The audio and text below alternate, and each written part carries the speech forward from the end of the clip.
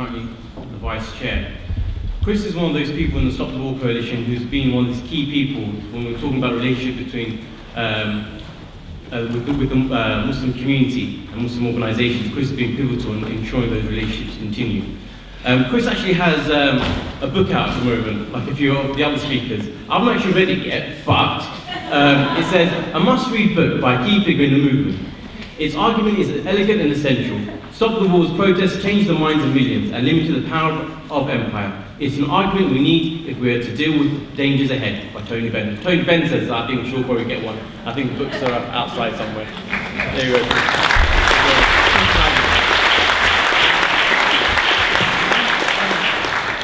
Thanks for that, Shabir. Maybe that means I don't have to speak. Oh dear, what's going on? The mic. Well, one of my abiding memories of February the 15th, with all of us who were there, and actually there were quite a few, judging by the age of this audience, who weren't there, but I think all of us who were have a whole plethora of moving and important memories. And one of mine, it was quite a simple thing. About an hour after the demonstration started, I got a phone call from someone I didn't know. I was stewarding, and they said, we're in Oxford Street. A few hundred police have tried to stop us, but I think we pushed them out of the way. And the kind of penny dropped about what was going on here at this exact moment, because Oxford Street wasn't just not on the route, it was about 2 miles from any element of the route of the demonstration that day. And that showed to me that what was happening was not really a march or a demonstration at all. It was a wave of humanity moving east-west across central London, occupying London really, in an effort to take back political control from politicians who have sold their soul to corporate power, from politicians who had sold their soul to the special relationship. And that is a struggle that started on February the 15th and I believe is still going on today. Now, I think it's very, very important to do what many of the speakers have done, which is to get a real balance, a real sense of what the demonstrations achieved, not just the February the 15th demonstrations, but the unrolling demonstrations that came out of that day. Because February the 15th actually created a crisis. It created a political and social crisis in Britain. It created a political and social crisis right around the world. And it's actually a history that has been partly hidden. And it's a history that, even the elements of it that we understood at the time, it's very easy to sort of forget just the scale of the crisis that was faced by those people who were trying to pursue the war. And it's now, actually only recently, interestingly, in the last few years, it's now in the public domain that on March the 11th, 2003, 9 days before the invasion of Iraq, the British Defence Secretary, Jeff Hoon, phoned his opposite number, Donald Rumsfeld, in the United States and said, Britain might not be able to participate. We in Britain are having political difficulties, real difficulties, more than you may imagine. Now, we had no idea this was going on at the time, and what it reflected, is quite clear now, is that behind the scenes there was political paralysis and panic in Downing Street and in Whitehall. Incredibly, actually a day later, we now know, Bush offered Blair an out from the war. Bush actually said to Blair, you can bring your troops out and not participate if you want, we know things are that difficult. And apparently, cabinet minister after cabinet minister begged, cajoled, tried to persuade Tony Blair to do that. The thing was that, the thing that was that close. Of course, it's absolutely shameful that those very same cabinet ministers kept completely silent in public.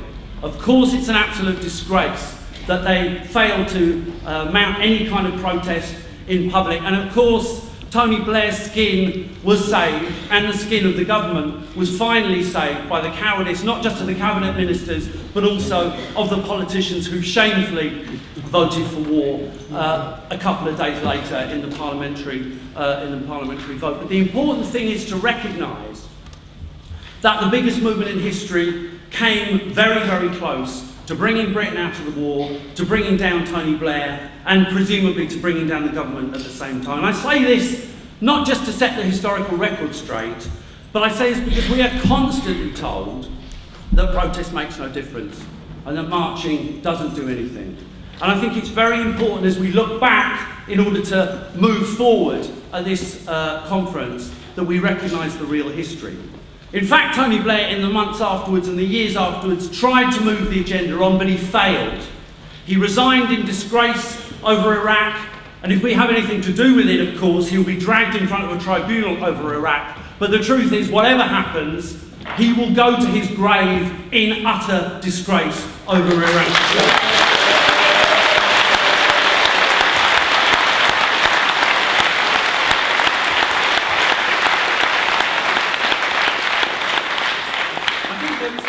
The combination, the powerful, the potent combination of domestic dissent in Britain and the Western countries, the US, and the heroic resistance that took place on the ground in Iraq and in Afghanistan has not just damaged the people who were promoting the project of the new American century and trying to continue these wars throughout the last decade.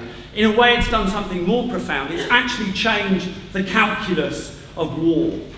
If you look back on a slightly wider sweep of history, back to the 1980s, Margaret Thatcher actually launched a war in order to win an election in 1982. She fought the Falklands War partly in order to create popularity, and it worked for her at that time. Now we're in a situation where the politicians who win votes are the politicians who say at least that they're going to bring the troops home.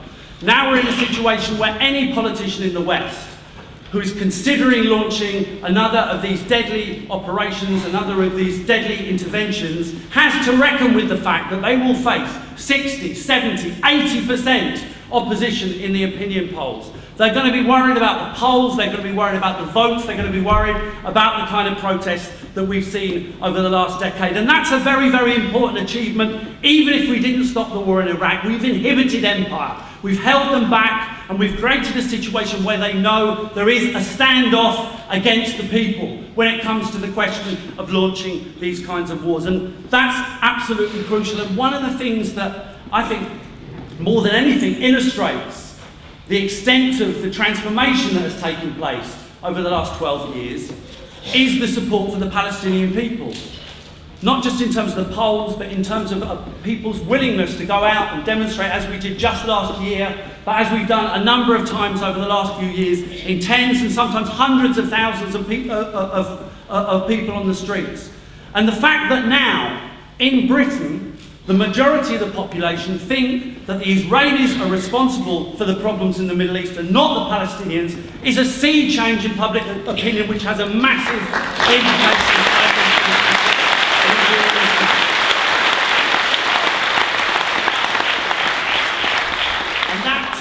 Is a product largely of the mobilisations and the protests that have taken place. Now, of course, none of this means that we can be complacent or that, you know, the days of protesting over war are over, unfortunately. It's quite clear that the driver of the war, the driver of British participation, particularly in these wars, is still in place. The special relationship, which unfortunately right across the political spectrum, politicians regard as the beginning of an end of wisdom of foreign policy, remains absolutely unchallenged amongst those elites. We saw it recently where a number of senior high-level American diplomats and military figures have come over in the last 3 or 4 months, putting pressure on the British government to make sure that they do what the Americans regard as their duty when it comes to NATO, by keeping their military expenditure at high levels, despite the fact that we're being told we have to cut on education, we have to cut on health spending, we have to cut on social services. It is nevertheless the case that even now we are being told that the defence spending is ring-fenced. And the announcement was made actually just 1 week ago that in Britain there will be no budget cuts in the defence in the Defence Department over the next year. That is a direct result of the fact that British foreign policy is still entirely orientated towards the defence of US and corporate interests across the Middle East, Africa and elsewhere. And that's why we have to keep campaigning, and that's why we have to keep fighting. And for me, one of the big dangers, one of the great dangers, is that they rebrand these wars. They repackage the war on terror in terms of a kind of humanitarian project, in terms of some sort of deadly pursuit of democracy across the Middle East and Central Asia and elsewhere. And that's something we have to challenge, and that's something we have to challenge everywhere. And it's actually important to recognise that we had very, very similar arguments over Iraq and Afghanistan. It's not that there weren't arguments before. We were shown people dancing in the streets in Kabul after Kabul was occupied by foreign troops. We were shown people dancing in Tahrir Square in Baghdad after the statue of Saddam Hussein was pulled down. We later found out this was an operation that had been put up basically for the media, but nevertheless we had those same images, exactly the same images as we've been shown of people dancing in the streets in Timbuktu and elsewhere in Mali. We were told by Tony Blair that the operation in Afghanistan was to free the people of that country from the tyranny of the Taliban. We were told that the invasion of Iraq was about democracy and getting rid of a dictator in exactly the same way that David Cameron now tells us we should back regime change in Syria, or that we were right to back the deadly bombing in Libya. The arguments are the same. And we actually had the same situation back in the months running up to February the 15th. The demonstration, the global demonstrations, they were not spontaneous. We had meeting after meeting in colleges, in towns and cities up and down the country to try and win these arguments. We produced hundreds of thousands of leaflets, we produced posters, we had a campaign operating at the highest level in every single locality to try and win these arguments. And that is the process, and that is the operation that we need to start anew from this conference, it seems to me. We are entering a new phase of wars. The details are different. Actually, the spread of war is much greater than it was 10 years ago. The countries that are being threatened are spread much more widely across the globe on an arc from Central Asia right through to West Africa. But this is a conference that is partly about celebrating fantastic protest. It's also about re-energising and growing the movement in more and more dangerous times. And we need all of your help. If you can give a hand putting on a debate, organising a film screening, doing some leafleting, doing some petitioning, getting involved with an existing Stop the War group, or setting up a new group in your college, in your community, in your workplace, then please pledge today to do it. This is how mass movements are built. Demonstrations and protests don't come out of nowhere. Every single demonstration is the product of tens of thousands of arguments that take place in neighbourhoods, in communities, in schools and colleges. It cannot be done without the engagement, the creative involvement of everyone in this room. And that really is the challenge that faces us all today. And I ask you all to commit yourselves to giving whatever time, whatever energy, whatever ideas you possibly can. And if you haven't given us your details, give us your details as you leave the hall at the end of today, and make sure you get involved. They say marching changes nothing, but that's because they want us to stay at home. They want to make us feel powerless.